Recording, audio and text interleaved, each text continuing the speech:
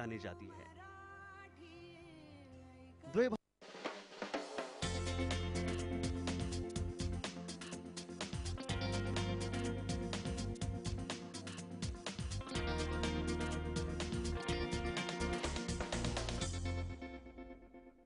कर चुके हैं पहले ही, जितने भी आज तक आपके गाने आए हैं।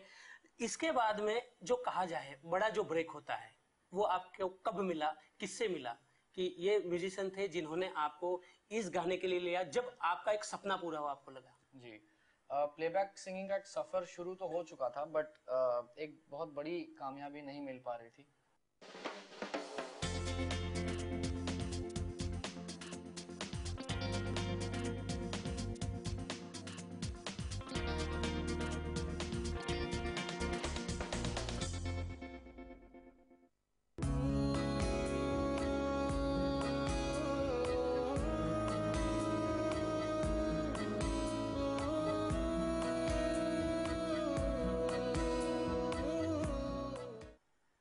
कौन कहता है कि आसमां में सुराग नहीं होता, तबियत से एक पत्थर तो उछाल के देखो यारो। जी हाँ, आज जो शख्सियत हमारे साथ में है उनके बारे में ये कहना बिल्कुल सार्थक है। आज हमारे साथ में है मोहम्मद इरफान अली। मोहम्मद जी, आपका बहुत बहुत स्वागत है जो आप हमारे साथ पहली बार प्रोग्राम में आए हैं। आज जिस तरह से हम आपके बारे में बात करेंगे कि आपने किस तरह से इस सफर की शुरुआत की।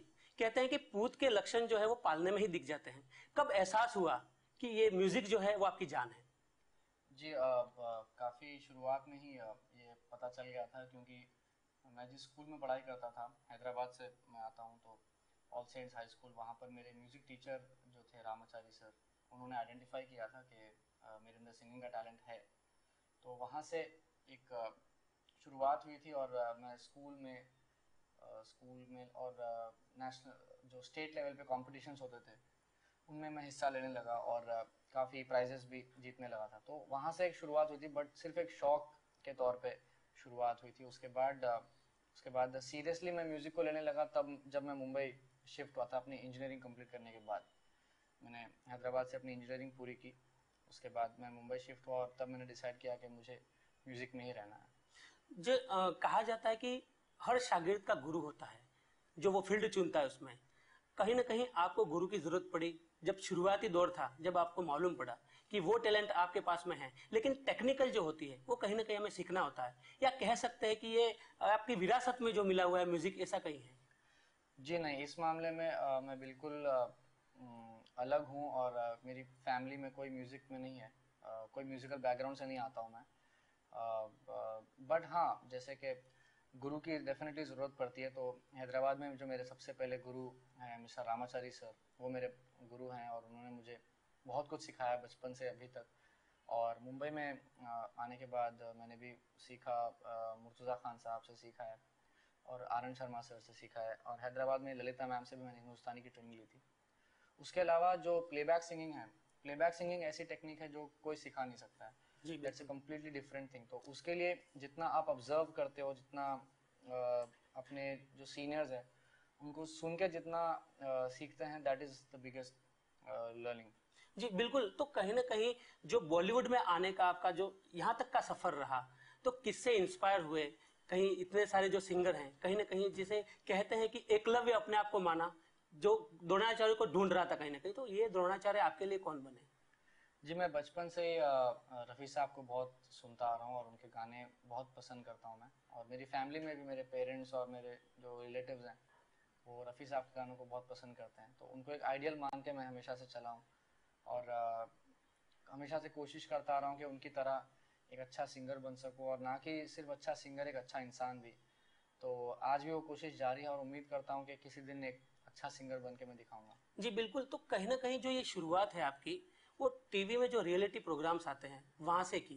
किस तरह से वहां पे आपने एंट्री की, या किस तरह से लोगों ने आपको वहां तक जाने के लिए गाइड किया कि नहीं, आपके अंदर वो टैलेंट है कि आपको जाना चाहिए? कब आपको ये कह सकते हैं कि मनोबल मिला कि नहीं, मैं बना हूं, संगीत के लिए बना हूं?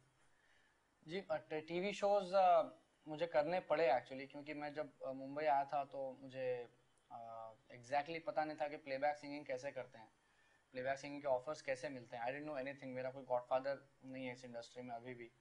तो मुझे पता नहीं था कि एंट्री कैसे करना है।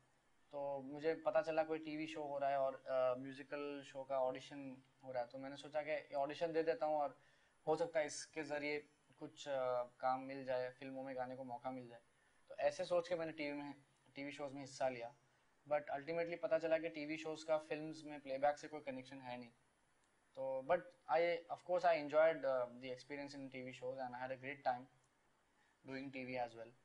फिर उसके बाद फिर अलग से मेहनत करनी पड़ी और कोशिश की कि फिल्मों में गाने को मौका मिले। और फाइनली जब मैं मिथुन से मिला, जो इतने जीनियस कंपोज़र हैं, उनसे मिलने के बाद, उनको अपने गाना सुनाने के बाद, तब मेरा एक टर्निंग पॉइंट आया और उन्होंने मुझे अपनी फिल्म लम्हा में 2 गाने गवाए और वहाँ से उनके साथ मेरा एक रिश्ता बनता गया। और मेरे जितने सुपरहिट गाने हैं उनमें से मैक्सिमम गाने मिथुन के ही कंपोज किए हुए गाने। सो आई रियली थैंक हिम। जी बिल्कुल। तो हम चाहेंगे कि जो पहला गाना आपने डब किया था आपकी लाइफ का बॉलीवुड के लिए, वो आप शुरुआती दौर में ही सुना दे हमें, ताकि हम आगे जो हमारी यात्रा है उसको आगे ले जाए, म्यूजिकल यात्रा को। जी ज़रूर। मिथुन से मिलना एक टर्निंग पॉइंट ज़रूर था मेरे कैरियर के लिए। बट जो गाना मेरा जो रिलीज सबसे पहले हुआ वो था A.R. रहमान सर का कंपोज किया हुआ गाना रावण फिल्म का, बहने दे मुझे बहने दे। वो गाना मुझे मिला मेरे हैदराबाद में जो गुरु हैं रामाचार्य सर, उनकी म्यूज़िक एकेडमी है, उस एकेडमी के ज़रिए से मुझे रहमान सर से मिलने का मौका मिला। Doctor S.P. बालासुब्रमण्यम साहब, जो लेजेंडरी सिंगर इंडिया के, उन्होंने मुझे उस एकेडमी में गाते हुए सुना एक बार और वहाँ सुन के उनको मेरी आवाज़ पसंद आई and then recommended my name to Rahman sir और बहने दे मेरा पहला रिलीज हुआ। जी जी। तो वो गाना बिल्कुल दर्शक हमारे सुनना चाहेंगे आपसे। बहने दे मुझे बहने दे मुझे बहने दे मुझे बहने दे घन घोर घटा, बहने दे पानी की तरह सागर में जा गिरना है, बहने दे नदिया की तरह, ओ बहने दे नदिया की तरह। बहुत खूब, बहुत शानदार था ये आपका। जो आवाज का जो जादू है वो कहीं ना कहीं दर्शक महसूस कर चुके हैं पहले ही, जितने भी आज तक आपके गाने आए हैं। इसके बाद में जो कहा जाए बड़ा जो ब्रेक होता है वो आपको कब मिला, किससे मिला कि ये म्यूजिशियन थे जिन्होंने आपको इस गाने के लिए लिया, जब आपका एक सपना पूरा हुआ आपको लगा? जी, प्लेबैक सिंगिंग का एक सफर शुरू तो हो चुका था, बट एक बहुत बड़ी कामयाबी नहीं मिल पा रही थी। फिर फाइनली मिथुन ने मुझे एक और गाना गवाया, जो फिल्म थी मर्डर 2, उसमें गाना आया था दिल समझ जा जरा। This song was the real big success, the first big hit.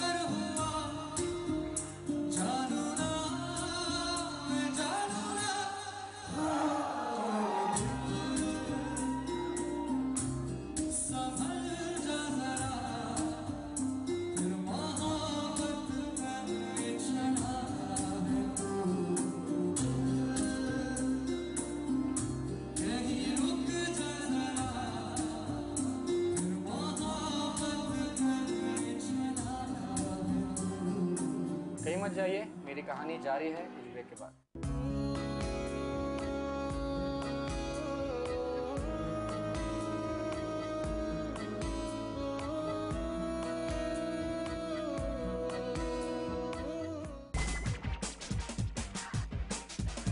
Circuit समझना नहीं है कोई रॉकेट साइंस।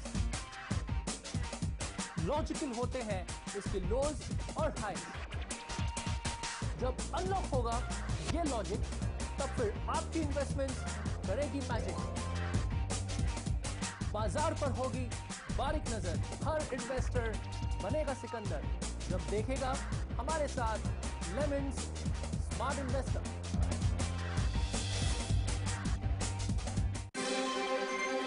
इसके बाद एक बार फिर आप सभी का स्वागत है मुद्दे की बात में। सवाल भारतीयता और अमेरिकी न्यायिक प्रक्रिया का नहीं है। आपस के डिफरेंसेस की वजह से एक व्यक्ति कांग्रेस के पास चला गया और एक उसके विरोध में चला गया। सलमान जी, ये तो हमें कुछ बोलने नहीं दे रहे। आकंठ राजनीति में डूबे कुछ नेताओं ने इसमें भी अपनी रोटी सेकने का सामान इकट्ठा कर लिया है।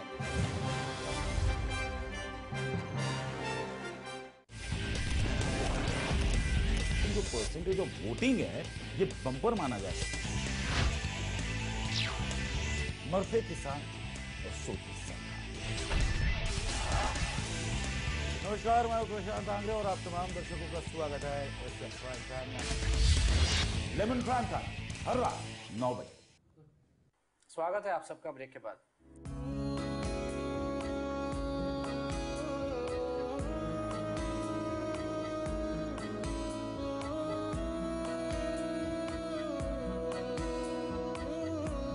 और इस गाने से काफी कुछ बदल गया। इस गाने से मुझे बहुत सारा रिकॉग्निशन आया।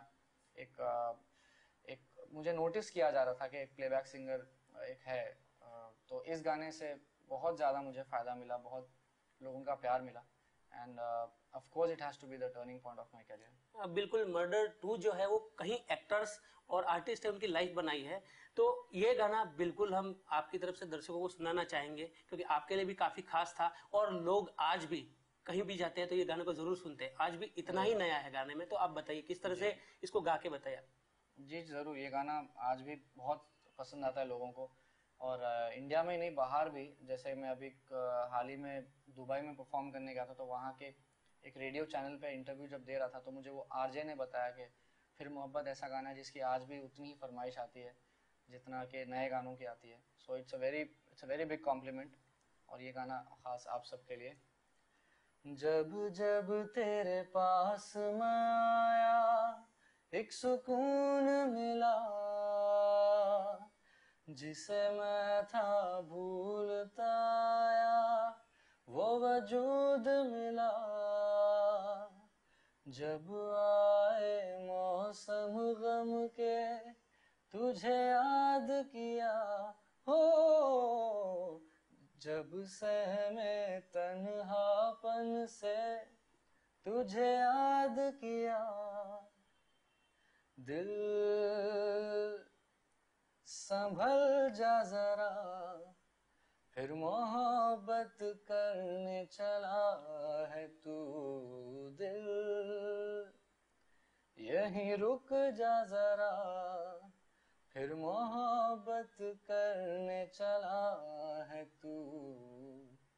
बहुत खूब, काफी शानदार गाने हम आपको आगे भी सुनाते रहेंगे। चलिए बात को आगे बढ़ाते हैं। बॉलीवुड इंडस्ट्रीज में अपने पांव जमाना आप जानते हैं कि काफी कठिन होता है। काफी लोग हैं जो स्ट्रगल करते हैं। जिस तरह से आगे आती है आवाजें, इतने सारे आपने देखे होंगे कि इतने शानदार सिंगर निकले हैं, लेकिन कहीं ना कहीं वो आवाजें दब के रह जाती है। आप मानते हैं कि जो म्यूजिक का दौर है पहले के हिसाब से आज कहीं ना कहीं म्यूजिक जो है उसको कम में आंकने लगे हैं, सिर्फ कमर्शियल बन गया है? कमर्शियल अगर बन गया तो इसका रीज़न ये भी है कि जो सुनने वाले लिसनर्स हैं वो कमर्शियल बन गए हैं।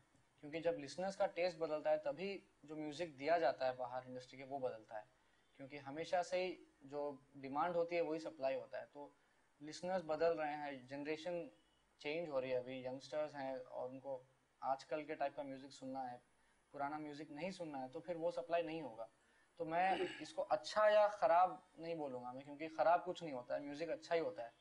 और म्यूज़िक सुन के लोग झूमते हैं, एंजॉय करते हैं, कुछ गानों से सुकून मिलता है, कुछ गानों पे डांस करते हैं। तो म्यूज़िक तो हर फॉर्म में अच्छा ही है, ख़राब म्यूज़िक कुछ नहीं होता है। और बदलते वक्त के साथ हम भी कोशिश करते हैं कि जैसे पहले के गाने होते थे तो वो गाने भी अच्छे से निभा सकें, और आजकल जो गाने बन रहे हैं वो अच्छे से गाएं, क्योंकि वही गाने आगे भी बनेंगे।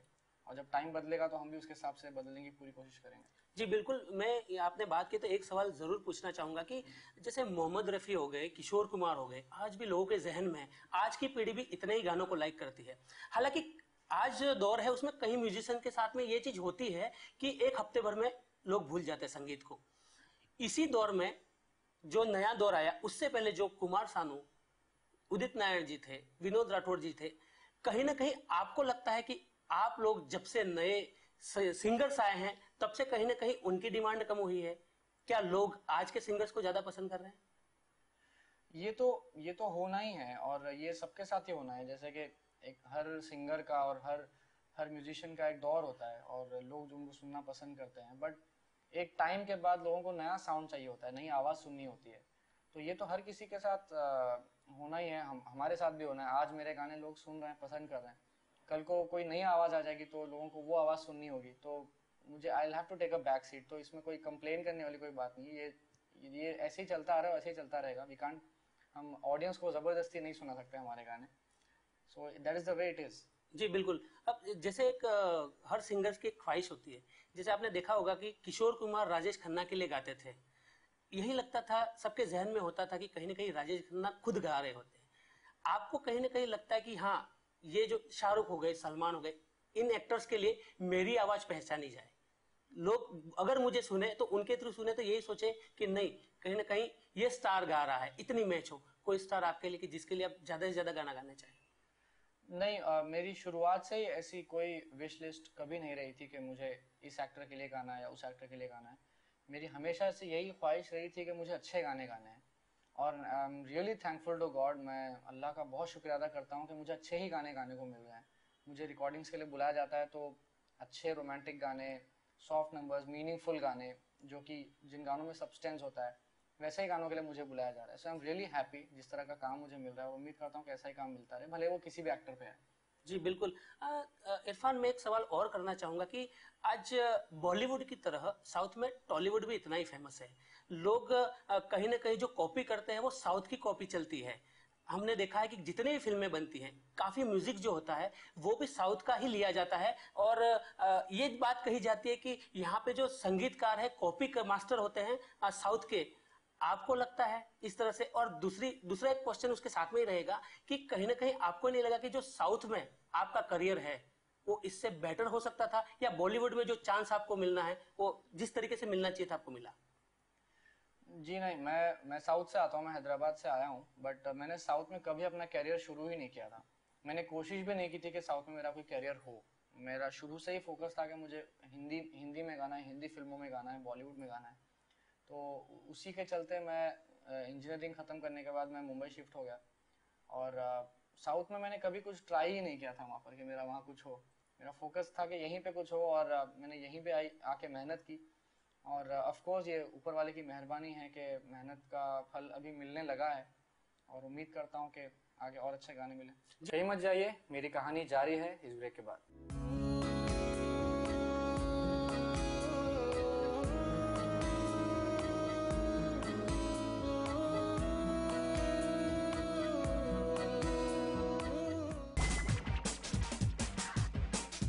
मार्केट समझना नहीं है कोई रॉकेट साइंस,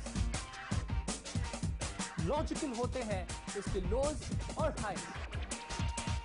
जब अनलॉक होगा ये लॉजिक, तब फिर आपकी इन्वेस्टमेंट करेगी मैजिक। बाजार पर होगी बारीक नजर, हर इन्वेस्टर बनेगा सिकंदर जब देखेगा हमारे साथ लेमन्स स्मार्ट इन्वेस्टर।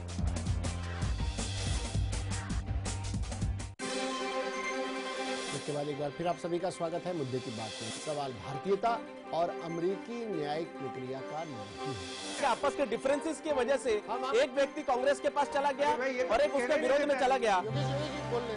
सलमान जी, ये तो हमें बोलने नहीं दे रहे। आकंठ राजनीति में डूबे कुछ नेताओं ने इसमें भी अपनी रोटी सेकने का सामान इकट्ठा कर लिया है।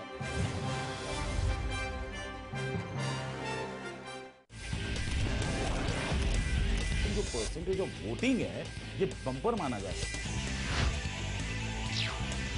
मरते किसान और सोते सरकार।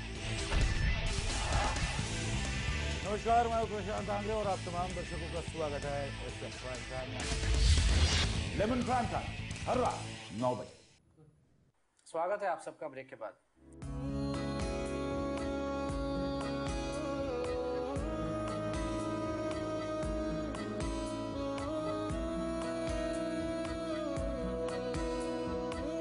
बिल्कुल, एक यारिया मूवी आपकी आई थी, काफी पसंद किया गया था जो आपका गाया हुआ गाना है। वो जो गाना है किस तरह से आपको ऑफर किया गया, और दर्शक भी सुनना चाहेंगे कि इसके पीछे की सुनी कहानी वो आप बताएं और वो गाना गाकर सुनाएं। जी, अगेन मिथुन का ही बनाया हुआ गाना है वो, और दिल समझ जा जरा को रिलीज हुए काफ़ी टाइम हो चुका था, और करीब 2 साल हो गए थे, और उन 2 साल में कोई और गाना मुझसे मिथुन ने गवाया नहीं था। बट हम लोग टच में थे, और मैं उनसे मिलता था। फिर एक दिन उन्होंने मुझे इस गाने के लिए बुलाया और बोला कि एक गाना है जिसके लिए उनको लगा कि मेरी आवाज़ सबसे ज़्यादा फिट बैठेगी उस गाने में। फिर उन्होंने मुझे बोला कि चलो ट्राई करते हैं। फिर उस तरह से वो गाना शुरू हुआ। फिर मैंने गाना गाया, फिर उनको पसंद आया, और फिर बाकी सबको, पूरी टीम को पसंद आया, और वो गाना आज बहुत बड़ा हिट है। और जहाँ भी मैं जाता हूँ लोग दिल समझ आ जरा के साथ साथ बारिश की भी फरमाइश।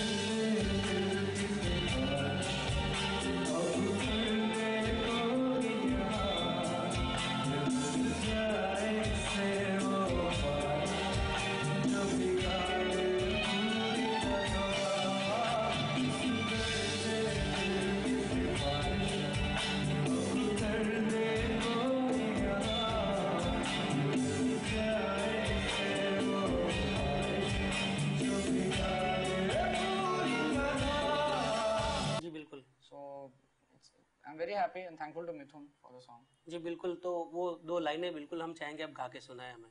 जी जरूर। दिल मेरा है ना समझ कितना बेसब्र ये बेवकूफ बड़ा, चाहता है कितना तुझे खुद मगर नहीं जान सका।